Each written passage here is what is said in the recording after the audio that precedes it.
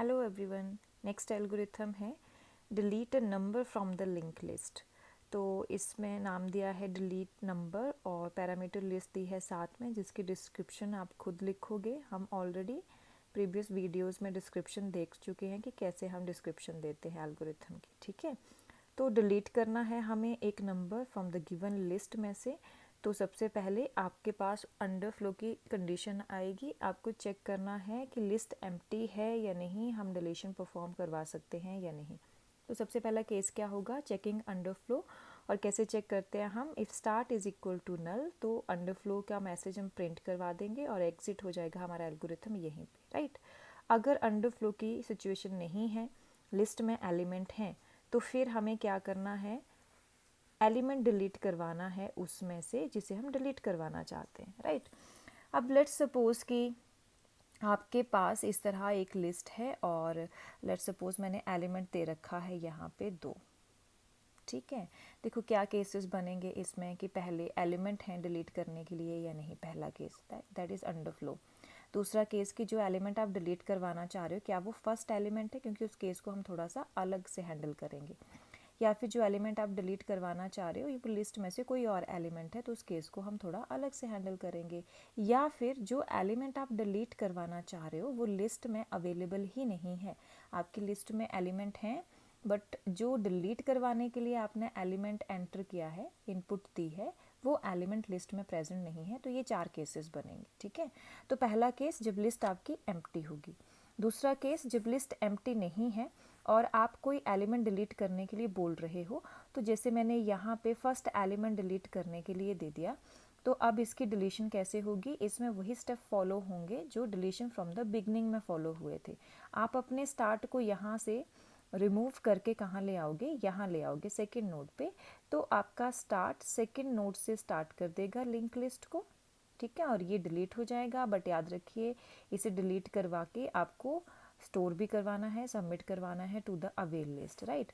तो मैंने क्या किया, देखो मैंने स्टार्ट सेकेंड नोड के लिए मैंने असाइन करवा दिया, स्टार्ट में सेकेंड नोड का एड्रेस दे दिया। तो सेकेंड नोड का एड्रेस मुझे कहाँ से मिलेगा, लिंक ऑफ स्टार्ट में से, पहली नोड के लिंकिंग पार्ट में से मैंने स्टार्ट में उसी के लिंकिंग पार्ट का एड्रेस डाल दिया। जो एड्रेस किसका है, सेकेंड नोड का है, तो आपका स्टार्ट अब सेकेंड नोड को रिप्रेजेंट करेगा। उससे पहले मैंने स्टार्ट के एड्रेस को सेव करके रख लिया पीटीआर में, सो दैट कि मैं इसे सबमिट करवा सकूँ।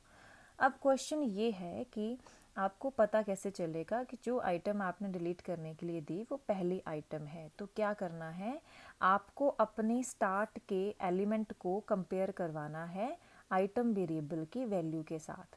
स्टार्ट के एलिमेंट को कहाँ मिलेगा, वो इन्फो ऑफ स्टार्ट में मिलेगा, ठीक है।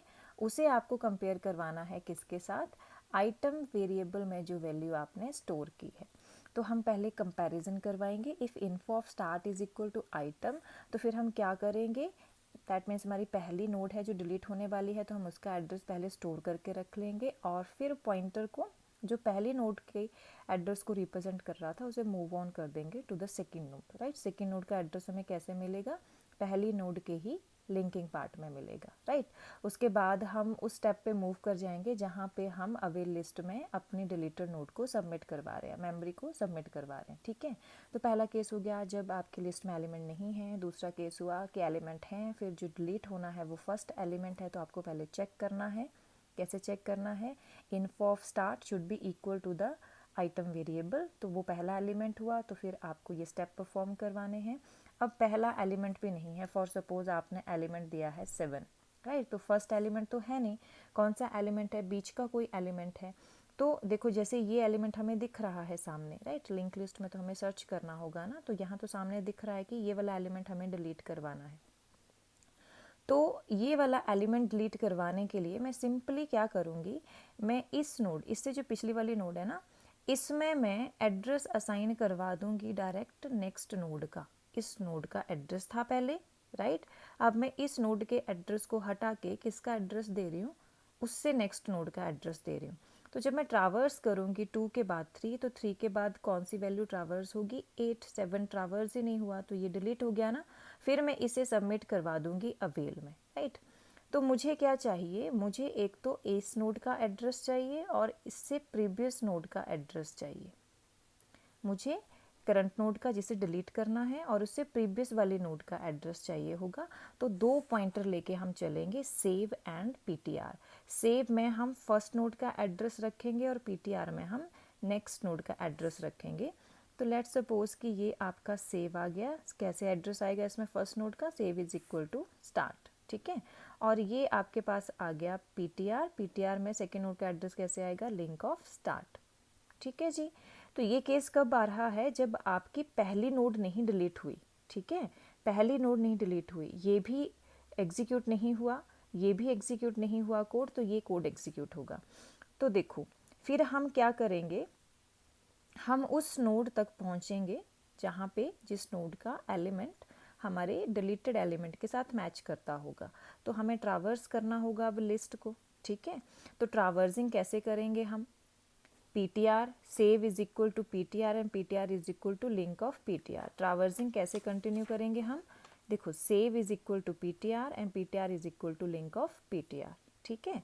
मूव करते करते फॉर सपोज हम यहाँ तक पहुँच गए जिस नोड को हमें डिलीट करना है। कैसे पता चलेगा, info of PTR is equal to item, जहाँ पे ये कंडीशन सेटिस्फाई हो जाएगी, दैट मीन्स कि उस नोड को हमें डिलीट करना है, राइट। तो यहाँ पे ये कंडीशन सेटिस्फाई हो रही है, तो इस नोड को हमें डिलीट करवाना है, ठीक है।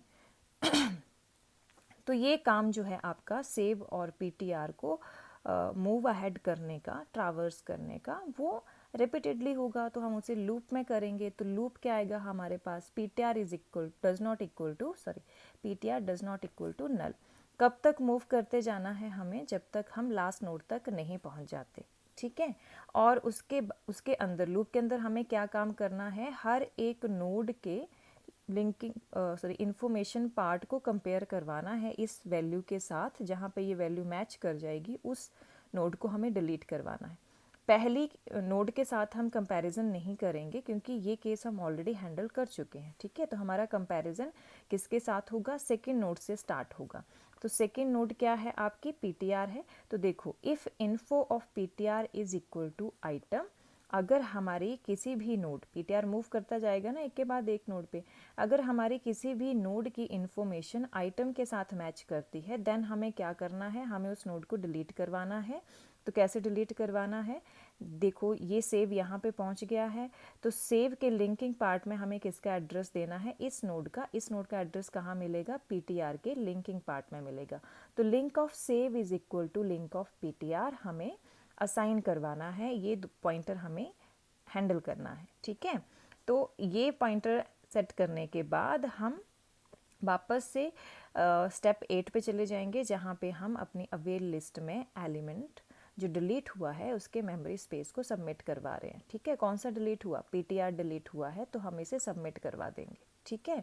मैं दोबारा समझा देती हूँ, अगर आपका एलिमेंट कोई बीच का एलिमेंट है तो आपको पहले तो उसे फाइंड आउट करना होगा। तो आपको हर एक नोड के इंफॉर्मेशन पार्ट से उसे कंपेयर करना होगा। जब कंपैरिजन सक्सेसफुल हो जाएगा तो उससे प्रीवियस वाली नोड के लिंकिंग पार्ट में उससे नेक्स्ट वाली नोड का एड्रेस रखना है आपने, राइट। तो लिंक ऑफ सेव में आपने एड्रेस रखना है इस नोड का जो मिलेगा आपको लिंक ऑफ पीटीआर में, राइट। हम पहली नोड के साथ कंपैरिजन नहीं करेंगे क्योंकि हम ऑलरेडी वो केस हैंडल कर चुके हैं। अब कंपैरिजन स्टार्ट होगा सेकंड नोड से। सेकंड नोड आपकी रिप्रेजेंट हो रही है इनिशियली पीटीआर से, तो हम इन्फो ऑफ पीटीआर को आइटम के साथ कंपेयर करेंगे। अगर देखो पहले यहाँ पे चेक होगा, राइट, तो 3 और 7 इक्वल नहीं है, ये कंडीशन सेटिस्फाई नहीं होती है, तो लूप से एग्जिट हो जाएगा और फिर आपका सेव और पीटीआर अपडेट होंगे। अब सेव आ जाएगा आपके पास यहाँ पे, मूव करेगा, और पीटीआर आ जाएगा यहाँ पे, राइट, जैसे ये आ गया है। अब हम किसके साथ कंपैरिजन कर रहे हैं, पीटीआर की इन्फो के साथ कंपैरिजन कर रहे हैं। तो पीटीआर करंटली इस नोड को रिप्रेजेंट कर रहा है, तो ये दोनों वैल्यू कंपेयर होंगी।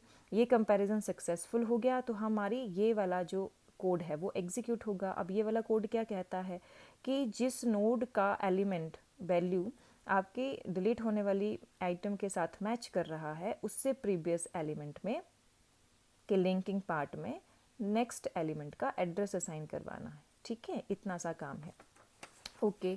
तो और आपने पीटीआर को, जब तक हमारा ये काम नहीं होता, ये कंडीशन सेटिस्फाई नहीं होती है, तब तक हम पीटीआर और सेव को मूव करते जाएंगे फॉरवर्ड, राइट। अब लास्ट केस आता है कि अगर आपके पास जो आइटम आपने दी है, फॉर सपोज मैंने यहाँ पे दे दिया 5, ठीक है, डिलीट करने के लिए, तो 5 तो देखो यहाँ पे है ही नहीं कहीं भी। ये कैसे पता चलेगा? हमें कंपैरिजन करके पता चलेगा। जब कंपैरिजन करते करते हम लास्ट नोड तक पहुँच जाएंगे और वहाँ भी कंपैरिजन अनसक्सेसफुल रहेगा, तो हमें पता चल जाएगा कि लिस्ट में ये एलिमेंट नहीं है जिसे हम डिलीट करने की बोल रहे हैं, राइट। तो देखो यहाँ पे कंपैरिजन तो हम लूपिंग तो हम ऑलरेडी चला चुके हैं P T R is equal to null के लिए, राइट। तो अगर पी टी आर नल हो जाता है, लास्ट नोड तक हम कंपेयर करते करते पहुंच जाते हैं, कंपैरिजन तो कर ही रहे हैं, दोबारा क्यों करेंगे, राइट। कंपैरिजन करते करते लास्ट नोड तक पहुंच जाते हैं, तो लास्ट नोड तक कब पहुंचेंगे? जब आपका पीटीआर क्या होगा, नल हो जाएगा, तो हमें पता चल जाएगा कि लास्ट नोड तक पहुंच गए हैं, राइट। तो हमें सिर्फ क्या लिखना है, item does not exist in the list, ठीक है। और ये सब काम करवाने के बाद देखो, या तो आपका स्टेप नंबर 1 परफॉर्म होगा, या तो 2, या तो आपका ये वाली कोडिंग परफॉर्म होगी, राइट, या फिर आपकी ये वाली कोडिंग परफॉर्म होगी। इन 4 केसेस में से कोई एक ही केस होगा। और उसके बाद, इन सब के बाद आपको अपने डिलीटेड नोड को अवेल लिस्ट में सबमिट करवाना होगा। अगर आइटम प्रेजेंट नहीं है तो फिर सबमिशन भी नहीं होगी, क्योंकि डिलीशन ही नहीं हुई है, तो यहीं पे एग्जिट हो जाएगा एल्गोरिथम। अगर इन तीनों में से कोई केस रन होता है, दोनों में से, तो फिर आपको स्टेप नंबर 8 परफॉर्म करवाना होगा, जिसमें आप सबमिटिंग करवा रहे हो डिलीटेड नोड की टू द अवेल लिस्ट, ठीक है जी।